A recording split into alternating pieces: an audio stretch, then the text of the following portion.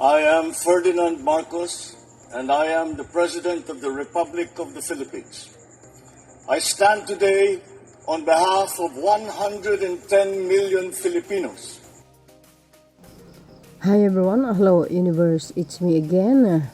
June 29, 2026. Shout out sa mga Marcos Loyalist supporters, Filipino and OFW.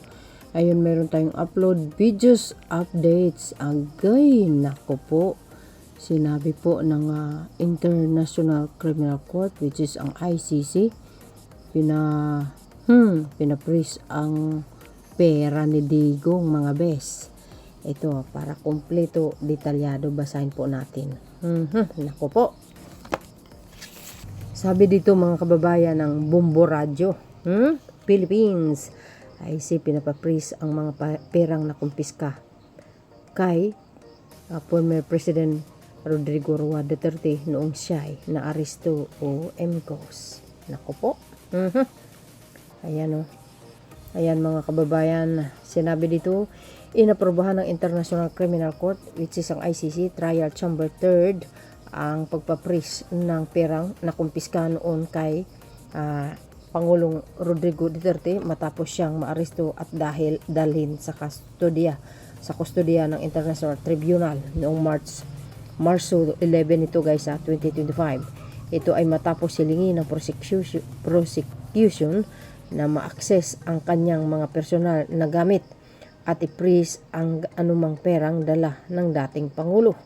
Batay sa mga dokumentong inilabas ng ICC noong Biyernes, Hunyo 27, 2026, pinaboran ng korte ang motion ng prosecution na ipagpatuloy ang pag-freeze sa anumang halagang nakuha mula kay Duterte sa panahon ng kanyang pag-aresto. Agay. Isisisi na naman kay PBBM niyan ng mga DDS. Nauna nang kini-question ng kampo ni Duterte ang naturang hakbang ng Trial Chamber 3rd. Nako, huwag nyo na questionin.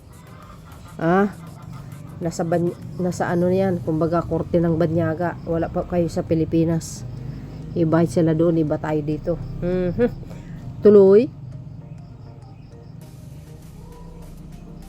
Sabi dito mga kababayan, ayon sa depensa, hindi na umano kinakailangan gagawin ng prosecution ang kanilang kahilingan dahil nasa kustodiya na anya ng ICC registry ang nasabing pera. What?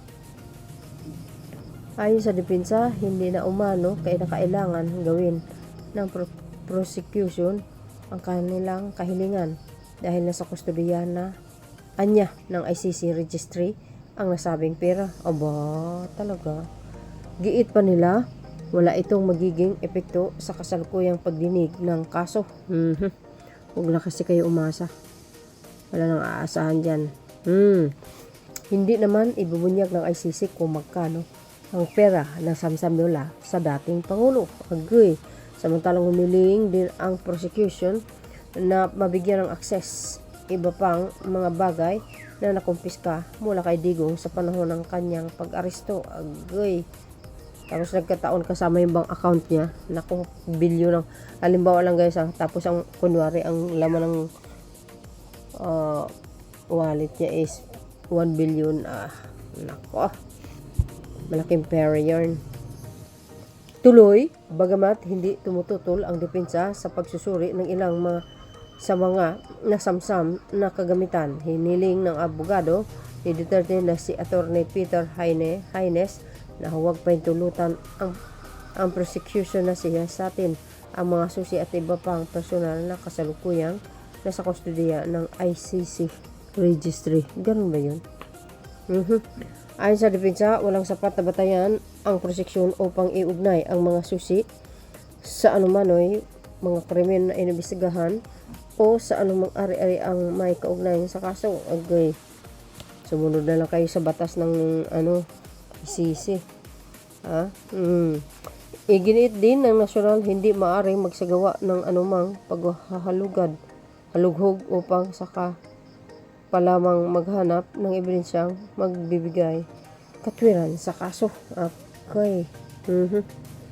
Ayan, hiling din ng kampo ni Duterte na kung papayagan ang pagsusuri sa iba pang mga nakumpiskang gamit. Agay, iyakin ng prosecution na maprotektahan ang mga personal na impormasyon ng dating Pangulo at ng kanyang pamilya na walang kaugnay sa isinasagawang investigasyon. Sana nga. O, sabi guys ng Bumbo Radio inaprobahan ng International Criminal Court, which is ang ICC Trial Chamber, deterred ang pagpapris ng pera na nakumpisa noong kay dating Pangulo Duterte matapos siyang maristo at dalhin sa kustodiya ng International Tribunal noong March 2025 or March 11 po yan O yun po, ICC pinapapris ang mga perang nakumpiska kay Digong nung siya ay naaresto. So yun mga kababayan, ang kapalagayan nyo. Siyempre, abangan po natin ang final conviction nito. For sure yan. Pag na kayo umasa na umuwi si Digong, nako, doon na yan. Malakas ang ebidensya laban sa kanya. Kaya follow me and likes, hit the bell para laging updates. Okay, salamat po. Thank you guys for watching always. So yun mga kababayan, ang pinaka-latest updates. Kaya na pang bala mag-komento. Thank you guys sa support. Bye bye and babush. God bless Philippines. There's more. Bye everyone.